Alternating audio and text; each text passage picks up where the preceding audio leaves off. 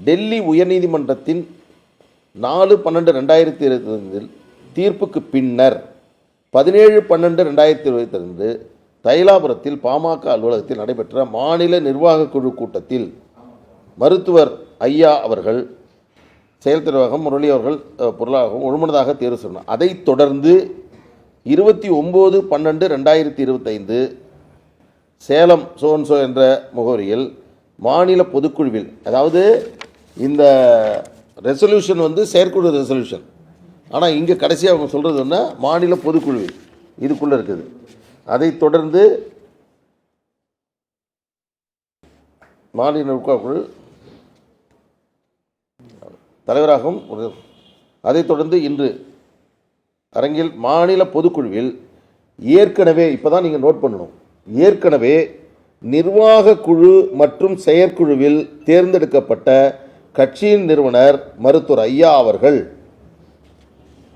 அப்புறம் இவங்கள சொல்கிறாங்க, அவங்க ஜி.கே. மணியும் திருமதி இவங்க காந்தியும் சொல்கிறாங்க, மன்சூர் உள்பட ஒருமனதாக தேர்வு செய்யப்படுகிறார்கள்.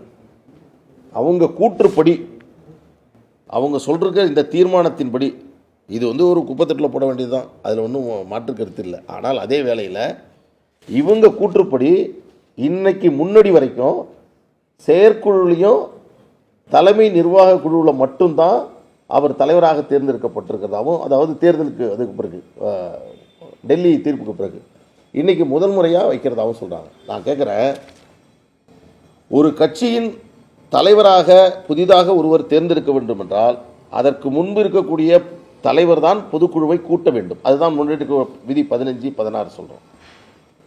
இன்றைக்கி தான் தேர்ந்தெடுக்கிறாங்கன்னு சொன்னால் இதற்கு முன்பு வரை இந்த கட்சியினுடைய தலைவராக மருத்துவர் அன்புமணி ராமதாஸ் அவர்கள் தான் இருக்கிறார் என்பதை அவர்களே ஒத்துக்கொள்கிறார்கள். இன்றைக்கி தான் ஃபஸ்ட் டைம் பொதுக்குழுவில் வைக்கிறோம் அப்படின்னு சொல்கிறாங்க. இதில் நம்ம உங்களுடைய கவனத்திற்கு நான் கொண்டு வர விரும்புவது என்னவென்றால், இப்படி ஒரு அபத்தமான ஒரு தீர்மானத்தை இதுவரையில் கண்டிருக்கவே முடியாது. இன்னொன்று, ஒரு செயற்குழு ஆரம்பிக்குது, நடந்துக்கிட்டே இருக்குது, எல்லோரும் பேசுகிறார்கள்.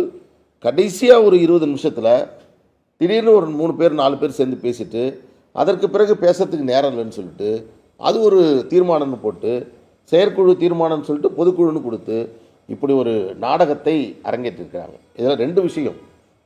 பாட்டாளி மக்கள் கட்சியினுடைய தலைவர் மருத்துவர் ஐயா அவர்கள் தேர்ந்தெடுக்கிறாங்க அப்படின்னு இவங்க சொல்லியிருக்காங்க. இது எவ்வளோ பெரிய கேலிக்கூத்துன்னு உங்களுக்கு தெரியும். இன்னொரு கேலிக்கூத்து நடந்திருக்கு. என்னென்னா, பசுமை தாயகத்தினுடைய தலைவராக இருக்கக்கூடிய மரியாதைக்குரிய திருமதி சௌமியா அன்புமணி ராமதாஸ் அவர்கள் மாற்றப்பட்டு திரு ஸ்ரீகாந்தி அவர்கள் தலைவராக நியமிக்கப்பட்டிருக்கிறார் என்று இன்றைக்கு ஒரு அறிவிப்பு வெளியிருந்திருக்கிறது.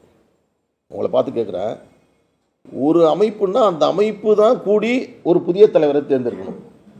அவங்க கூற்றுப்படி பாட்டாளி மக்கள் கட்சியினுடைய பொதுக்குழுன்னு இது சொல்கிறாங்க. ஆனால் சௌமியா அன்புமணியை பாட்டாளி மக்கள் கட்சியோட பொதுக்குழு மாற்ற முடியுமா? இந்த கேள்வி நல்லா உங்களுக்குள்ளாவே இந்த கேள்வி கேளுங்க. பசுமை தாயகத்தினுடைய அமைப்பு, இங்கே என் அருகில் இருக்கக்கூடிய மரியாதைக்குரிய அருள் அவர்கள் பசுமை தாயகத்தினுடைய செயலாளர், பசுமை தாயகம் துவங்கியதிலிருந்து செயலாளராக இருந்து கொண்டிருக்கிறார். இன்றைக்கி அவர் பக்கத்தில் இருக்கிறார். பசுமை தாயகத்துக்கு எக்ஸிக்யூட்டிவ் கமிட்டி இருக்குது, ஜெனரல் கவுன்சில் இருக்குது. எந்த விஷயமாக இருந்தாலும் பசுமை தாயகம் என்பது சாதாரண